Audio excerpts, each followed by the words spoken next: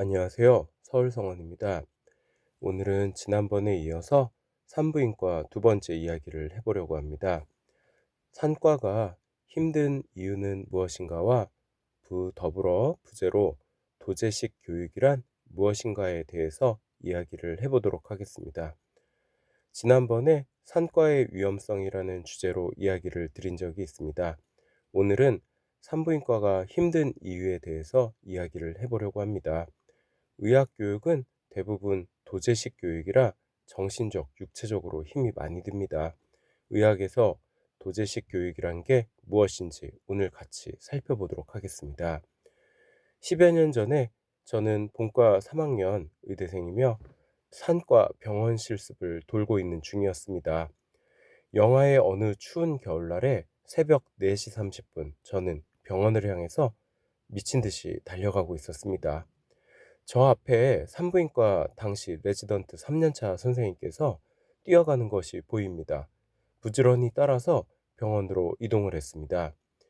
조금 전에 면도를 하고 머리를 감고 집에서 나왔기 때문에 머리가 다 마르지 않아서 너무 추워서 두피가 부서질 것만 같았지만 5분 만에 샤워하고 출근한 이유가 있습니다.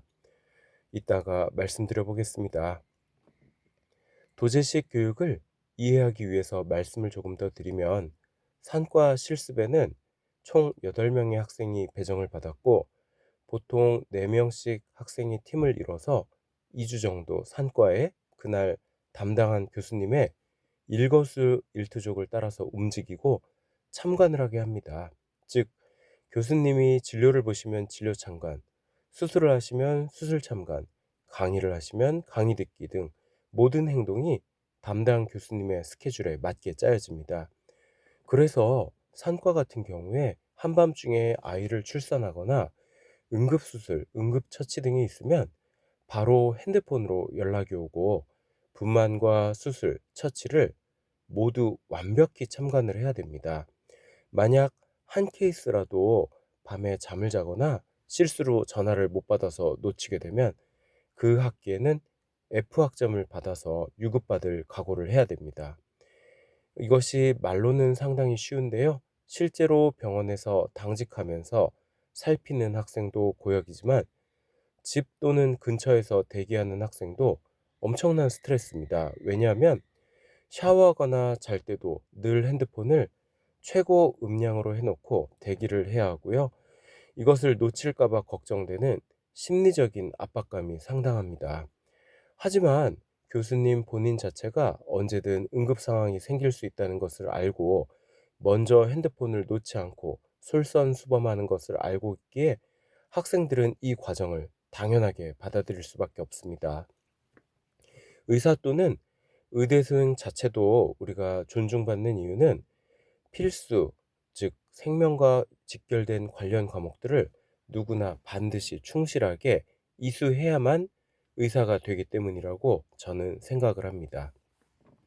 잠깐 다른 이야기로 넘어가서 저도 가끔 즐겨보는 훌륭한 안과 선생님이자 유튜버이신 이동익 선생님께서는 유튜브를 보고 수술을 배웠다고 얘기하지만 그분도 사실은 도제식 교육을 통해 안구에 접근이 가능한 정도의 훌륭한 트레이닝과 지역사회의 케이스를 충분히 받았기에 다른 사람의 영상을 보고 수술을 이해할 수 있고 이를 통해서 본인이 일취월장할 수 있다고 생각합니다. 일반적인 의대생이라면 먼저 정상적인 코스를 충분히 밟은 후에 혹시나 다른 루트가 있다면 그것도 좋지만 수련을 받든 유튜브를 보든 책을 읽든 새로운 도움을 받든 자신만의 영역을 확보하는 것은 상당히 중요합니다. 하지만 그러한 과정에 어느 정도 익숙할 때까지는 분명한 것은 어떤 루트를 통해서든 수련을 충분히 받아야 되고 그 수련의 과정은 도제식 교육이다라고 말씀을 드릴 수가 있겠습니다. 그래서 다시 원래대로 이야기로 돌아와서요. 춥지만 5분 동안 면도하고 머리를 감고 그 추운 겨울날 출근한 이유는 간단합니다. 5시에 분만이 이뤄졌고요. 이어서 시작되는 회진, 진료, 수술 과정을 모두 참관하다 보면 오전에 씻을 시간이 없기 때문에 차라리 빨리 씻고 병원으로 달려가는 게 하루 종일 못 씻고 꾀지지한 것보다는 훨씬 나은 선택이기 때문에 과감히 씻고 출근을 한 것입니다.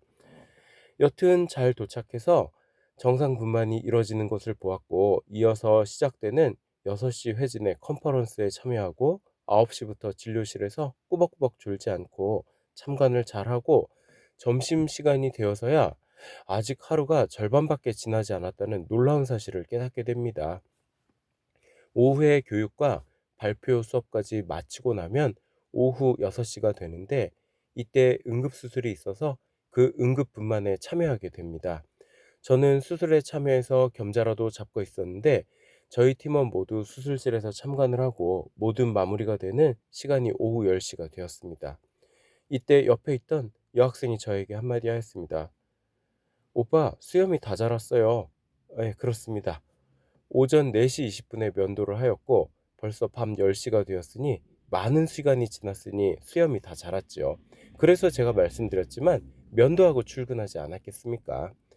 10시에 집으로 돌아오면 11시가 넘은 시간입니다.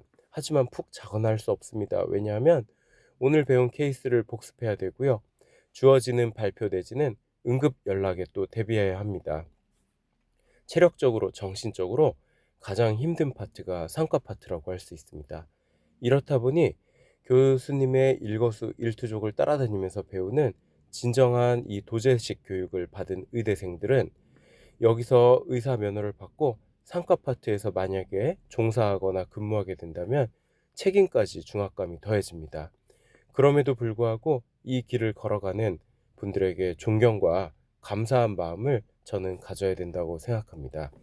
산부인과에서 산과 파트에 근무한다는 건 항상 대기를 해야 되고 항상 위험을 안고 있는 것입니다. 이런 분들은 사회적인 존경을 받아 당연하다고 생각을 하고요.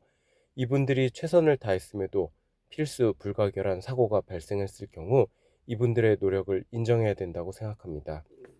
그리고 이분들이 다시 진료에 들어설 때 차질이 없도록 이 우리나라 모든 구성원들이 감싸 안고 배려하는 성숙한 사회로 발전하기를 바랍니다. 오늘 이야기를 종합해 보면 의학 교육은 아마도 지구상에 남은 마지막 도제식 교육입니다. 산부인과는 생명의 시작과 관련된 우리의 삶에 있어 반드시 필요한 분야고요. 산부인과는 대단히 전문적이고 난이도 높은 분야로 필수 불가결한 위험 요소가 안고 있습니다.